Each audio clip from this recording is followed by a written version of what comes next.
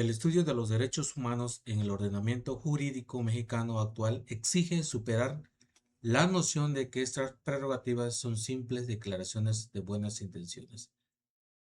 Es indispensable comprender que todo el sistema de justicia y la actuación de las autoridades se sostienen sobre bases teóricas que definen cuándo un derecho es válido y cómo debe aplicarse. Históricamente, los juristas y operadores del derecho médico han debatido el origen de que estas normas a través de tres corrientes epistemológicas fundamentales, las cuales son el justnaturalismo y el justpositivismo, y sobre todo la teoría garantista contemporánea. El propósito de este video es analizar cómo cada una de estas escuelas de pensamiento define la existencia del derecho y de qué manera impactan la práctica jurídica tras la reforma constitucional del 2011. Empecemos con el primer punto, la ruta del justnaturalismo. La primera corriente que debemos examinar es el justnaturalismo. Esta perspectiva teórica sostiene que los derechos humanos poseen una validez intrínseca que deriva de la propia naturaleza y dignidad humana, existiendo de forma previa e independiente a la creación de cualquier estado o ley escrita. Desde este enfoque dogmático, el legislador no crea ni concede las prerrogativas fundamentales, sino que su función se limita a reconocerlas y declararlas formalmente. En el contexto práctico, el justnaturalismo proporciona el argumento ético y jurídico sustancial para establecer límites infranqueables al poder público, sustentando el principio de universalidad al determinar que ningún gobierno puede desconocer la libertad o la integridad de una persona, argumentando que dichos atributos son inherentes a su ser. Como siguiente punto, que es la ruta del justpositivismo, en este caso, en este sentido opuesto o encontramos al justpositivismo clásico. Para esta escuela de pensamiento, la validez, vigencia y exigibilidad real de un derecho humano dependen de manera exclusiva de su positivación, es decir, de su incorporación formal dentro del texto de la Constitución o en los tratados internacionales ratificados por el Estado. El justpositivismo argumenta que, sin una norma escrita que delimite las competencias de las autoridades y precise los mecanismos procesales de defensa, los derechos carecen de fuerza vinculante y se reducen a meras aspiraciones filosóficas.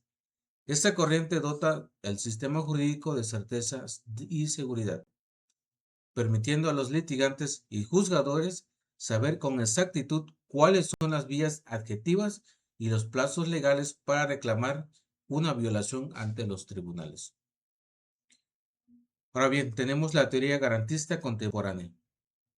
La evolución del derecho constitucional llevó a la formulación de la teoría garantista contemporánea, la cual busca superar la histórica dicotomía entre justnaturalistas e justpositivistas.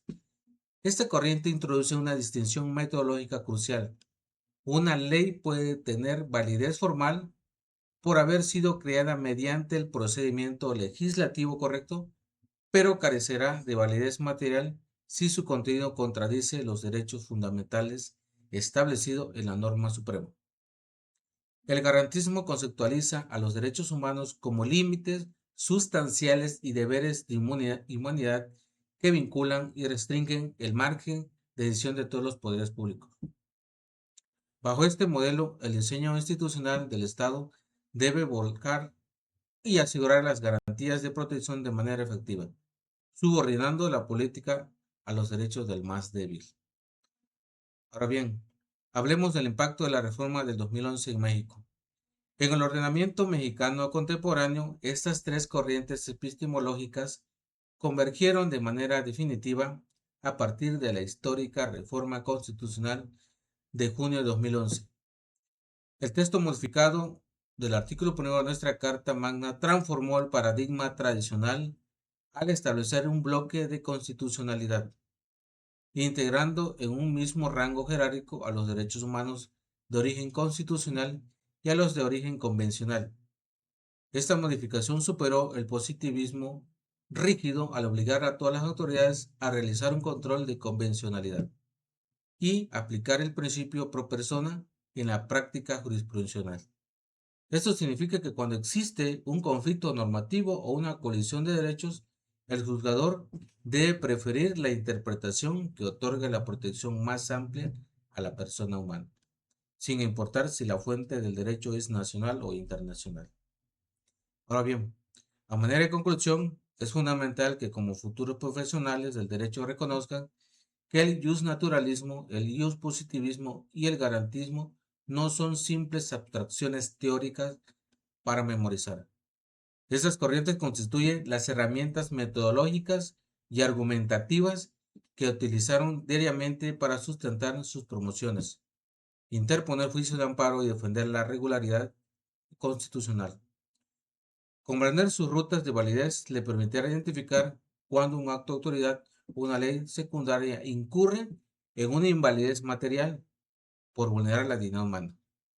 Entonces ahora les invito a profundizarse en las lecturas de nuestra unidad y regresar directamente al apartado correspondiente para conseguir este aprendizaje conceptual indispensable para la práctica jurídica mexicana contemporánea. Saludos, nos vemos en la próxima sesión.